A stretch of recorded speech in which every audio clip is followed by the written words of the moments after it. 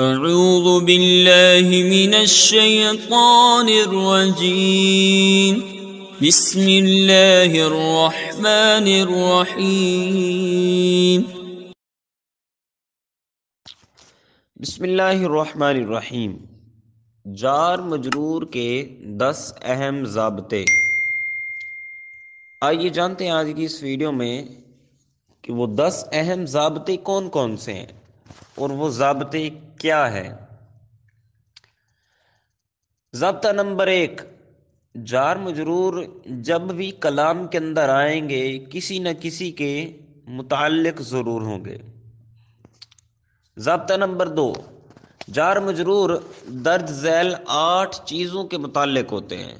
Number 1 فعل، number 2 مصدر، number 3 اسم فاعل، نمبر 4 اسم مفعول، نمبر 5 صفت مشبہ، نمبر 6 اسم تفضیل، نمبر 7 مبالغہ کے صیغوں کے، اور نمبر 8 اسم فعل کے۔ ضابطہ نمبر 3، ان مذکورہ 8 چیزوں میں سے اگر کوئی بھی عبارت کے اندر موجود ہو تو جار مجرور کو اس کے متعلق کر دیں گے، اور اگر 8 چیزوں میں سے کوئی بھی نہیں ہے تو ان کا متعلق محذوف نکالیں گے، پوشیدہ نکالیں گے۔ ضابطہ نمبر 4، اگر یہ 8 چیزیں موجود نہیں تو کہا گیا ہے کہ ان کا متعلق محذوف نکالیں گے۔ تو سوال ہوتا ہے کہ محذوف کیا نکالیں گے؟ جواب دیا، فرمایا کہ افعال عامہ میں سے کوئی فعل نکال لیں یا افعال خاصہ میں سے کوئی چیز نکال لیں، وہ آپ کی مرضی ہے۔ ضابطہ نمبر 5، افعال عامہ اور افعال خاصہ کسے کہتے ہیں؟ افعال عامہ 4 ہیں۔ نمبر 1 کون، اس کا مطلب ہے ہونا۔ نمبر 2 ثبوت، اس کا مطلب بھی ہونا۔ نمبر 3 وجود، اس کا مطلب ہے پایا جانا، ہونا۔ اور نمبر 4 حصول، اس کا مطلب ہے حاصل ہونا۔ اب ان چاروں کو افعال عامہ اس لیے کہتے ہیں کہ ان کا معنی ہر فعل میں پایا جاتا ہے۔ جیسے ضرب زید، اس مثال میں کون کا معنی پایا جا رہا ہے کیونکہ ضرب کا ہونا پایا جا رہا ہے۔ ثبوت کا معنی بھی اسی کے اندر ہے کیونکہ ضرب کا ثبوت بھی ہے، اور حصول کا معنی بھی ہے کیونکہ ضرب کا حصول ہونا بھی اسی میں پایا جا رہا ہے، اور وجود ان کا معنی بھی ہے کیونکہ ضرب کا وجود بھی پایا جا رہا ہے۔ معلوم ہوا ان چاروں یعنی کون، وجود، حصول، ثبوت، ان کا معنی ہر فعل کے اندر پایا جاتا ہے، اس لیے انہیں افعال عامہ کہتے ہیں۔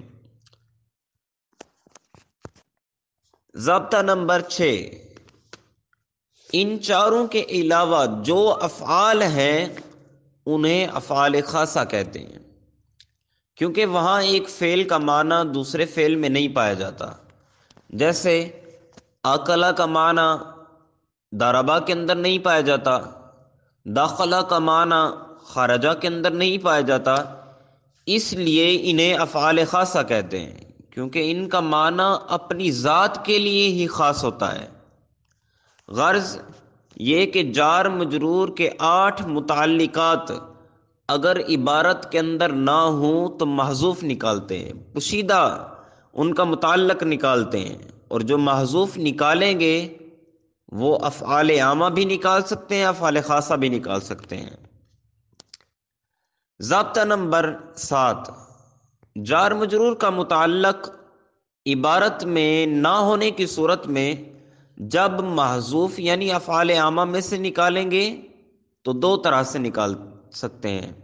نمبر 1 فعل، اس سے مراد ماضی، فعل ماضی لے سکتے ہیں۔ نمبر 2 اسم نکال سکتے ہیں، اس سے مراد اسم فاعل، یعنی افعال عامہ کا فعل ماضی بھی نکال سکتے ہیں اور اسم فاعل بھی نکال سکتے ہیں۔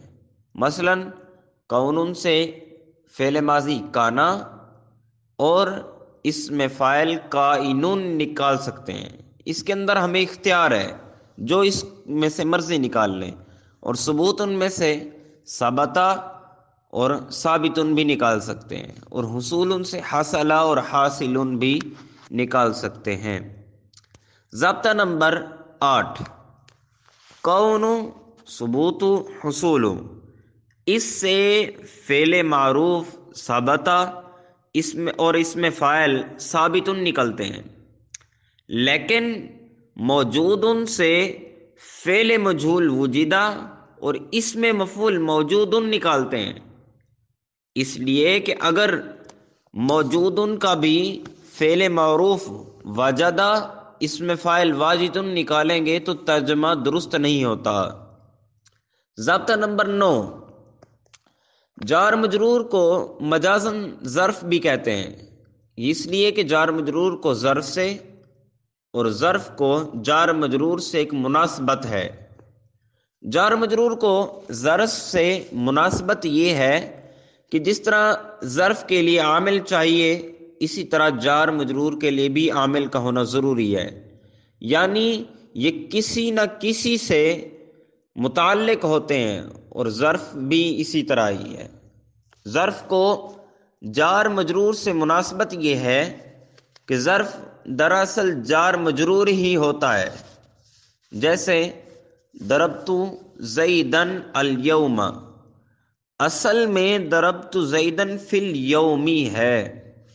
ضابطہ نمبر 10، جار مجرور کے 8 متعلقات میں سے عبارت کے اندر کوئی موجود ہو اس وقت جار مجرور کو ظرف لغو کہتے ہیں، اور متعلق اگر محذوف ہو تو اس وقت جار مجرور کو ظرف مستقر کہتے ہیں۔